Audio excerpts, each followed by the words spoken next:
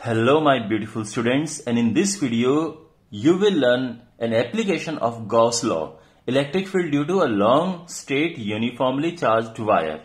So there is a wire, long straight uniformly charged, and due to this wire at some distance from it at point P we have to find electric field. So how do we find this electric field? This you will learn in this video. So first of all, let there be a long wire.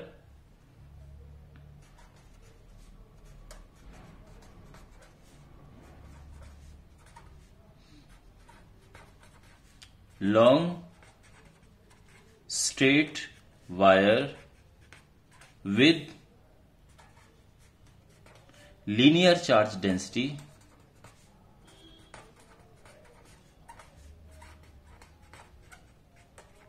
lambda. So this is the linear charge density lambda, and due to this at point P we have to find electric field. So what are we gonna do? Draw a Gaussian surface. Actually we are drawing, so we will write drawing a Gaussian surface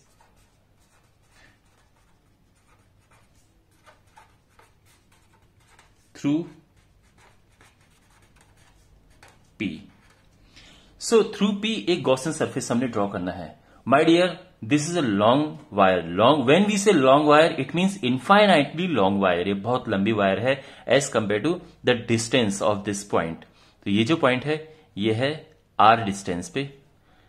At point P, we have to find electric field. Now we have to draw a Gaussian surface. Gaussian surface हमें एक uniform surface draw करना होता है. अब आप जानते हैं Gaussian surface हम ऐसे तो ड्रॉ नहीं कर सकते क्योंकि बहुत लंबी वायर है. तो हमारे पास एक तरीका है कि we can take some length of wire. ये जो लेंथ है वायर की, दिस इज जस्ट L. एक टुकड़ा ले लिया हमने वायर का, और अब हमें एक सिलिंड्रिकल Gaussian सरफेस ड्रॉ करना है.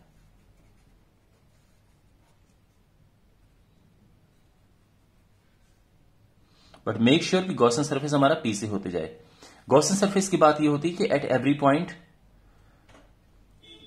Point electric field is same. तो इसमें ये जो Gaussian सरफेस हमने ड्रॉ की है, इट है थ्री सरफेसेस. फर्स्ट जो कर्व्ड है, second the top one, and third the bottom one. और इसमें अगर मैं बात करूं, ये जो कर्व्ड है, जो मेन हमारी Gaussian सरफेस है, at every point electric field is same. तो ये है Gaussian सरफेस जो हमने ड्रॉ की है. This is the main thing. Now applying Gauss law.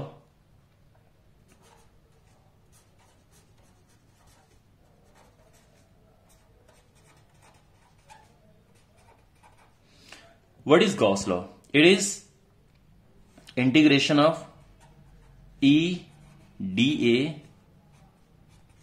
is equal to charge enclosed upon epsilon naught.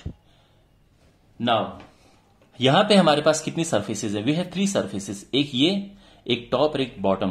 तीनों पे हम ये अप्लाई करेंगे. तो यहां पे सबसे पहले बात करते हैं, let's talk about the first surface. वहां पे electric field DA cos 0 degree है. वाई? अगर आप यहां पे एक छोटा सा एरिया लेते हैं, सो इलेक्ट्रिक फील्ड की डायरेक्शन तो ऑब्वियसली इस तरफ है, बिकॉज ये plus charge it is going away. But यहां पे जो एरिया है उसकी डायरेक्शन भी इसी तरफ होगी, because area vector is always perpendicularly outward. At this point electric field is again in this direction, but area vector is in this direction. dA is here, and now you can clearly see that it is 90 degree.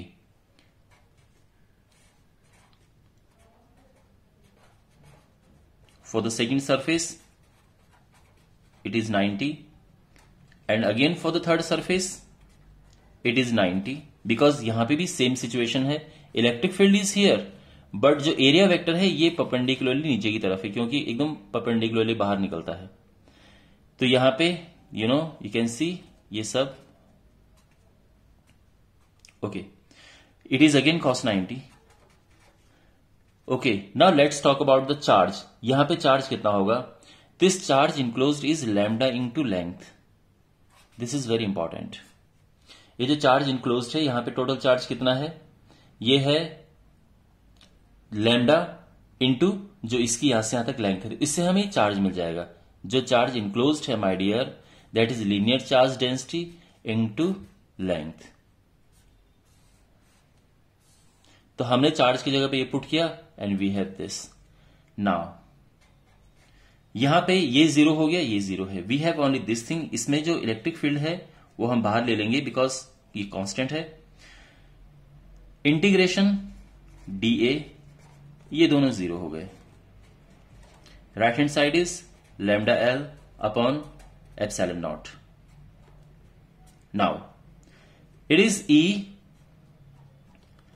and dA means area of the whole curved surface area of this cylinder, and that is 2 pi r into height, that is L here।